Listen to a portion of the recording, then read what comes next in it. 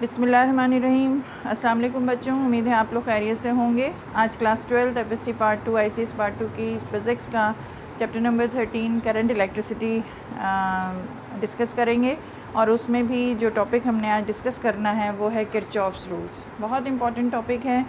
और Kirchhoff's rules जो हैं वो दो तरह के होते हैं, एक करंट रूल होता है और एक वोल्टेज रूल।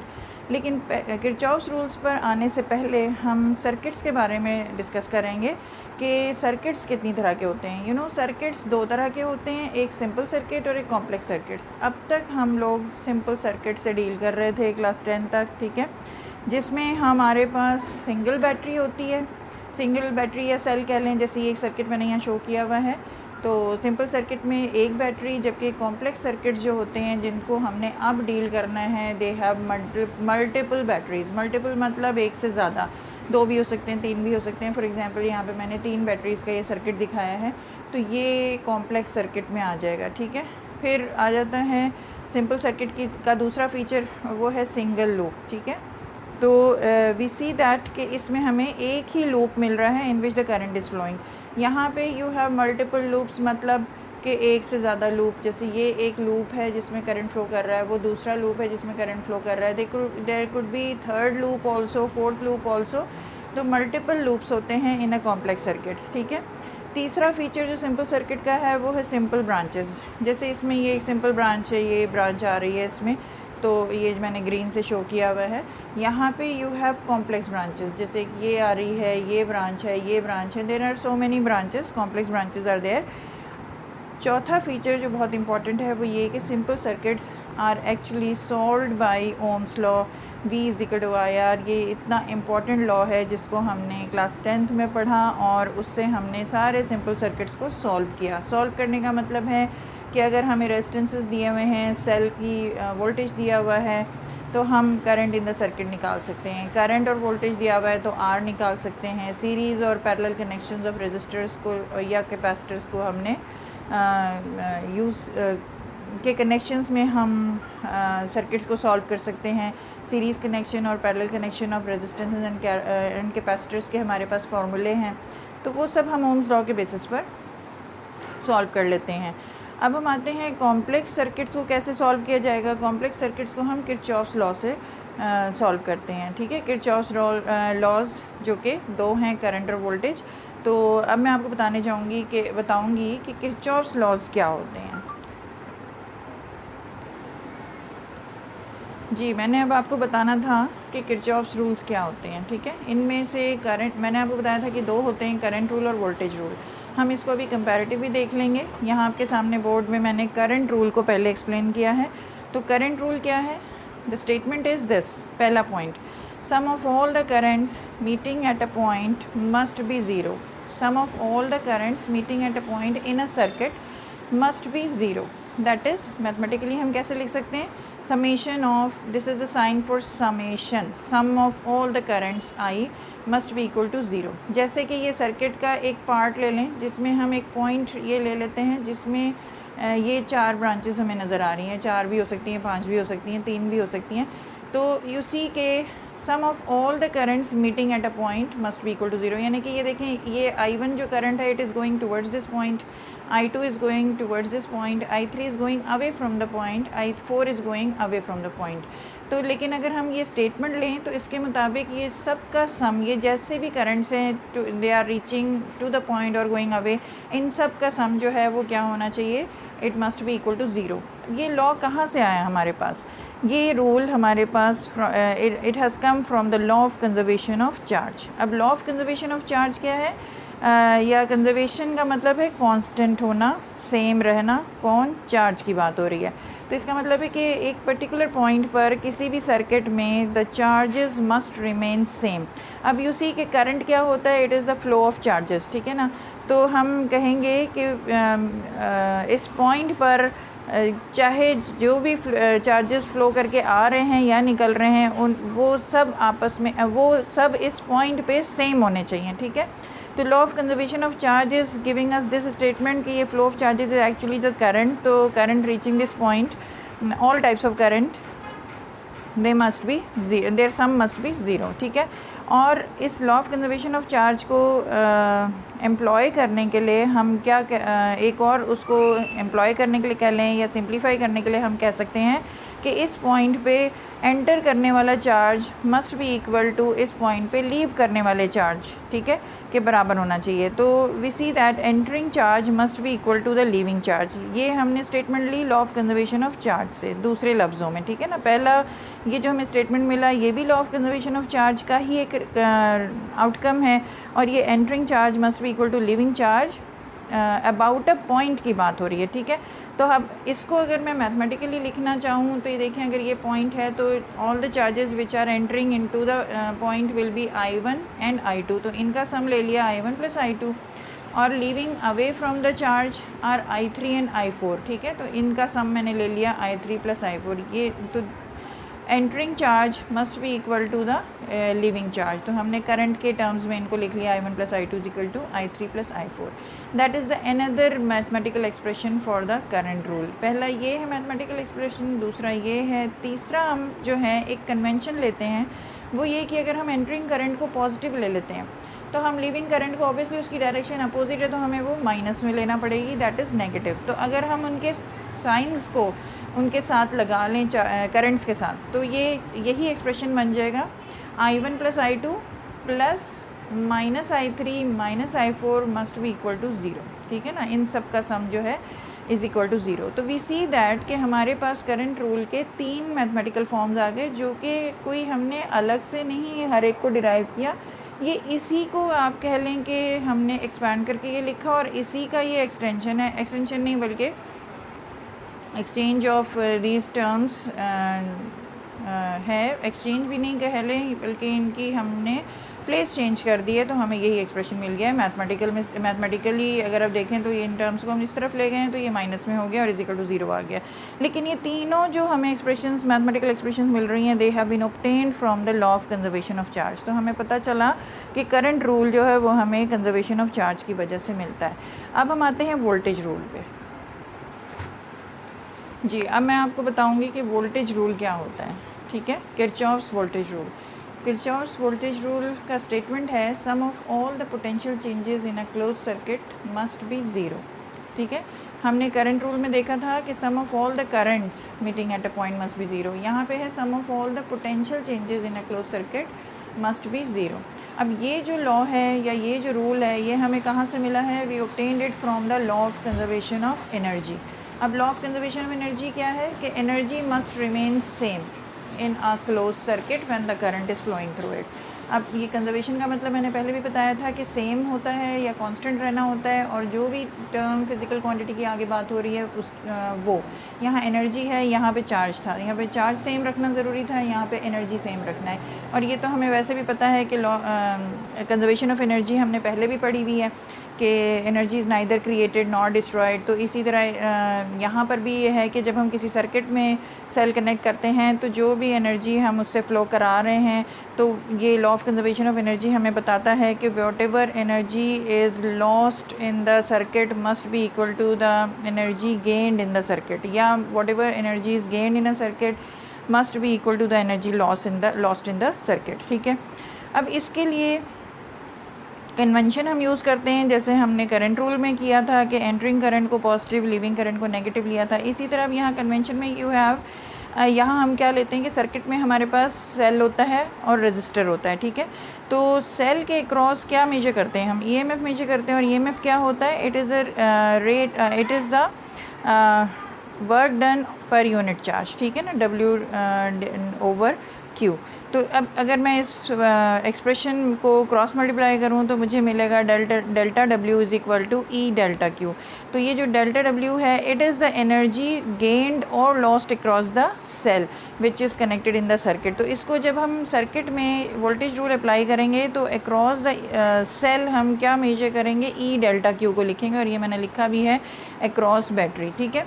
अच्छा, उसके बाद हम potential drop across the resistor लेते हैं। आपके पास कॉम्प्लेक्स सर्किट में सेल होता है, रेजिस्टर होता है, तो रेजिस्टर के अक्रॉस हमने क्या एनर्जी लॉस या गेन कैसे हमने कंसिडर करना है, हमने इसको पोटेंशियल ड्रॉप लेना होता है, क्योंकि रेजिस्टर के अक्रॉस जो भी करंट सेल से एनर्जी लेके आगे बढ़ रहा है या चार्ज करंट से चार्ज सेल से एनर्जी लेके बढ़ रहा है, वो रेजिस्टर के अक्रॉस क्या करता है, डिसिपेट करता है, वेस्ट कर देता है। तो हम उसको पोटेंशियल ड्रॉप कहते हैं कि पोटेंशियल एनर्जी जो भी लेकर आ रहा होता है वो ड्रॉप हो जाती है। तो उसको हम मेजर करते हैं बाय वी, और फॉर्मूला वही है कि जितनी एनर्जी उसने गेन की थी सेल से वही वहाँ पे डिसिपेट कर रहा होता है। तो हम उसको भी delta W over delta Q लिखेंगे, और इसी से क्रॉस मल्टीप्लाई करके हमें वही फॉर्मूला मिल रहा है delta W is equal to, but this time we delta Q, क्योंकि ये पोटेंशियल ड्रॉप अक्रॉस आर है, रेजिस्टर है, और V is equal to I R होता है। तो हमने ये आई आर डेल्टा क्यू ले लिया। तो अक्रॉस रेजिस्टर जो भी एनर्जी लॉस हो रहा है, रेजिस्टर के अक्रॉस हमेशा एनर्जी लॉस होगा, वो हमने आई आर डेल्टा क्यू के फॉर्म में लेना है। अब इनके लिए भी एक कन्वेंशन है, वो ये कि आई आर डेल्टा क्यू या जो एनर्जी लॉस है across the resistor is always taken as negative जब हम along the direction of the current in the circuit उसकी वैल्यू ले रहे हैं। और अक्रॉस द बैटरी जो हमने ये मेजर करना है EMF, वो एनर्जी लॉस और energy gain, that is measured positive if the current is going from low to high and negative if going from high to low. ये शो किया हुआ है, लो से हाई अगर करंट फ्लो कर रहा है तो पॉजिटिव E होगा, और अगर हाई टू लो जा रहा है तो माइनस E होगा। देखिए जब लो से हाई जा रहा होता है करंट तो वो ऊपर चढ़ रहा है, ठीक है, लो पोटेंशियल से हायर पोटेंशियल चढ़ाई चढ़ रहा है, तो इट नीड्स एनर्जी या एनर्जी गेन कर रहा होता है, इसलिए उसको पॉजिटिव साइन दिया। और जब आप चढ़ाई से नीचे उतर रहे होते हैं तो you are losing your energy actually, तो इसलिए हम इसको फिर माइनस से डिनोट करते हैं। तो ये कुछ साइन कन्वेंशन हमें याद रखनी है बैटरी के सिलसिले की, ये वाली कि लो टू हाई है तो पॉजिटिव और हाई टू लो है तो नेगेटिव, और रेजिस्टर के अक्रॉस जो पोटेंशियल ड्रॉप है it is always taken as negative when it is measured along the direction of current. अब मैं आती हूँ आपको एक्सप्लेन करने के लिए कि ये वोल्टेज रूल कैसे हम अप्लाई करते हैं। पहले सिंगल लूप में अप्लाई करके आपको बताती हूँ जी। अब इसको मैं वोल्टेज रूल को इस कॉम्प्लेक्स सर्किट में आपको शो करूँगी कि अप्लाई करके हम कैसे इक्वेशन बनाएंगे और कैसे हम इसको सॉल्व करेंगे। तो देखिए यहाँ पर ये मैं इसको सिंगल लूप शो कर रही हूँ, it is a single loop circuit. तो आप कहेंगे कि सिंगल लूप है तो फिर ये कॉम्प्लेक्स कैसे हो गया। कॉम्प्लेक्स इस तरह से हो गया कि इसमें एक से ज़्यादा सेल्स लगे हुए हैं, ठीक है। अभी उसी के जो हमने कन्वेंशन लिया था उसके मुताबिक ये हायर पोटेंशियल है और ये लो है, और ये हायर है ये लो है सेल का। और जब हम इसमें करंट जो है, अच्छा एक सबसे पहली बात जो इसमें सर्किट में आपने सपोज़ करनी है वो ये कि E1 is greater than E2। हमने ये मतलब यहाँ तो हमें दिया हुआ नहीं है, अदरवाइज़ अगर सर्किट दिया हुआ है और आपको दो वैल्यूज़ दी हुई हैं सेल की, तो जो बड़ा सेल है यानी जिसकी वैल्यूज़ EMF की ज़्यादा है, आपने उस सेल से डायरेक्शन ऑफ करंट जो है वो डिटरमिन करना है। फॉर एग्ज़ाम्पल हम यहाँ सपोज़ कर लेते हैं कि E1 is greater than E2, तो E1 का direction of according to E1 जो डायरेक्शन ऑफ करंट है वो क्या होगा, ये पॉजिटिव से negative externally to the cell, ठीक है ना, ये आया। तो ये मैंने ये कैसा डायरेक्शन बन रहा है, anti clockwise for this current I in this circuit. एक ही लूप है तो आई को हमने सिर्फ आई रखा है, नो I1 I2 I3 इस तरह से कुछ भी नहीं हमने सपोज़ किया, ठीक है। अब I current is flowing in the circuit in this direction, क्योंकि अगर हम इसको सपोज़ करेंगे तो अगर इससे करंट का डायरेक्शन लेंगे तो देखें पॉजिटिव टू नेगेटिव ये इसके जस्ट अपोजिट आएगा, तो ये कन्फ्यूजन फैलती है, इससे कन्फ्यूजन पैदा होती है। तो इसके लिए भी हम ये यहाँ पर कंसीडर करते हैं कि रूल रखें कि जो बड़ा EMF रखने वाला सेल है उसकी डायरेक्शन ऑफ करंट ले लेते हैं, ठीक है। अब ये करंट यहाँ पे चार्ज जो है it has gained energy while going from low to higher potential, और ये फिर हम कहेंगे कि E1 जो है वो कैसा होगा, it is going from low to higher, तो इसकी वैल्यू पॉजिटिव होनी चाहिए, ठीक है। अब हम इक्वेशन बनाएंगे इस तरह से लूप इक्वेशन कि पहला यहाँ से शुरू करते हैं, आप कहीं से भी स्टार्ट कर सकते हैं, हम यहाँ से शुरू करते हैं कि E1 जो है वो पॉजिटिव आया, और मैंने कहा था कि EMF अक्रॉस द बैटरी जो है हमने जो energy gained by the charge particle है वो हमने E डेल्टा क्यू से डिनोट करनी है या लिखनी है। तो यहाँ E जो है वो E1 है तो हम इसको E1 डेल्टा क्यू लिख लेंगे, ठीक है, माइनस अब ये चार्ज आगे चला, इसने यही एनर्जी यहाँ it lost its same energy here, लेकिन जो रेजिस्टर के क्रॉस हमने किस फॉर्म में लिखनी है, IR डेल्टा क्यू। तो अब ये यहाँ पे मैंने आपको पहले बताया था कि रेजिस्टर के अक्रॉस ही हमेशा माइनस होगी, तो ये माइनस लिख लिया हमने। उसके बाद हमने आई आर डेल्टा क्यू के हिसाब से इसको आई आर वन और डेल्टा क्यू लिख लिया, ये आ गया। फिर ये चार्ज आगे बढ़ा और now it is entering the cell from higher to lower, ये हायर से लोअर जा रहा है। हायर से लोअर के लिए मैंने बताया कि माइनस होना चाहिए, तो ये हम minus E two delta Q लिख लेंगे। फिर हम आगे आए तो ये चार्ज रेजिस्टर 2 के क्रॉस फिर एनर्जी लूज़ करेगा, तो इसको फिर हम उसी तरह जैसे इसको लिखा था I R to delta Q के फॉर्म में लिखेंगे और इन सब का sum equal to 0 according to the voltage rule हम लिख रहे हैं यहाँ पे, ठीक है। अब यूसी के इन सब में, इन चारों टर्म्स में डेल्टा क्यू जो है सब में आ रही है, कॉमन है। हम इसको कॉमन लेके इज इक्वल टू के दूसरी तरफ ले जाएं तो it will be cancelled out. हमारे पास इक्वेशन बच जाएगी E1 minus I R one minus E2 minus I R two is equal to 0। अब ये ज़रा सोचेंगे ये क्या है।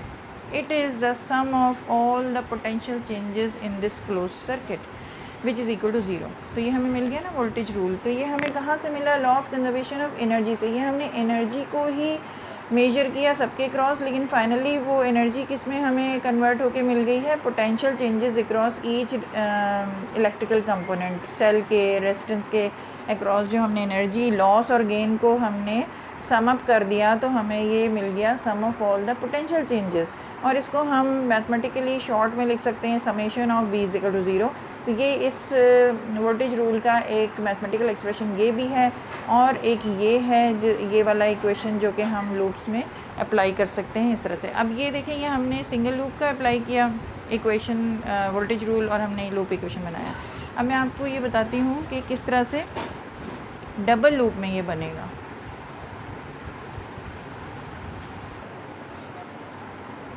जी, 2 लूप्स में हम इसको इस तरह से वोल्टेज रूल को अप्लाई करेंगे कि सबसे पहले हम ये 2 लूप्स हैं तो उनको नाम दे देंगे, एक लूप 1 है, एक लूप 2 है।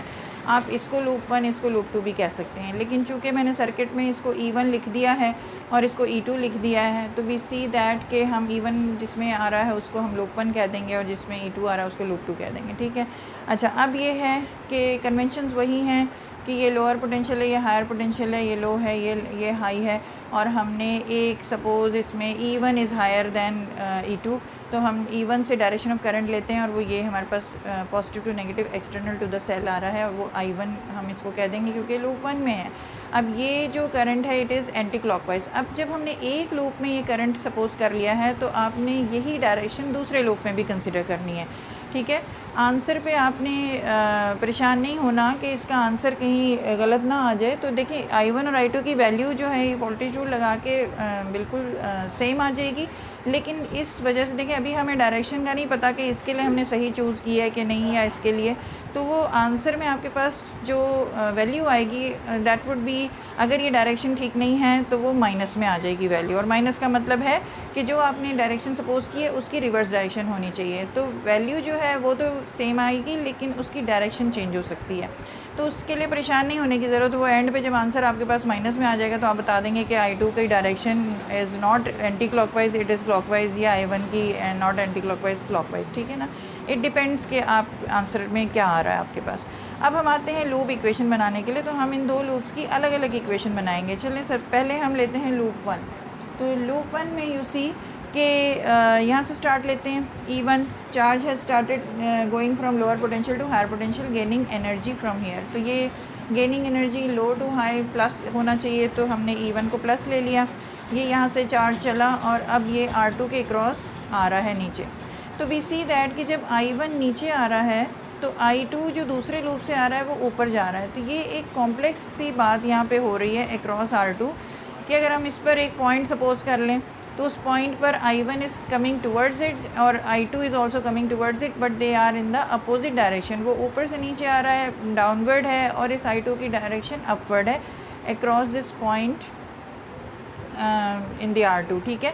तो हम फिर इसमें क्या करते हैं कि चूँकि हम लूप 1 में हैं तो हम इसका net current passing through the resistor R2 लेते हैं, और वो इस तरह से नेट लेते हैं कि वो दोनों का डिफरेंस लिया जाता है और I1 को हम पहले लिखते हैं। तो हम R2 के क्रॉस जो हमने पोटेंशियल ड्रॉप लेना है वो IR के फॉर्म में लेना है। तो I is here I1 minus I2 in this expression multiplied by R2, और माइनस साइन वो अक्रॉस रजिस्टर आपने अलॉन्ग द डायरेक्शन करंट जब जा रहे हैं तो हमेशा माइनस लेना है, तो ये मैंने माइनस रख दिया है। फिर ये चार्ज इस आगे बढ़ा और R1 के क्रॉस आया। अब R1 के क्रॉस जो है current I1 R1 this will be the voltage drop across it. यहाँ और कोई दूसरा करंट नहीं है और ये वापस चार्ज यहाँ आ गया और it continues in that way, ठीक है। तो ये हमारे पास is equal to 0 according to the voltage rule, एक इक्वेशन आ गई। लूप 2 में यू सी आप कहीं से भी स्टार्ट ले सकते हैं, E2 से ले लीजिए कि देखें डायरेक्शन ऑफ करंट के मुताबिक करंट जो है इट इज़ गोइंग या charge going from low to high, तो अगेन लो टू हाई की पॉजिटिव वैल्यू आएगी, E2 विद पॉजिटिव साइन।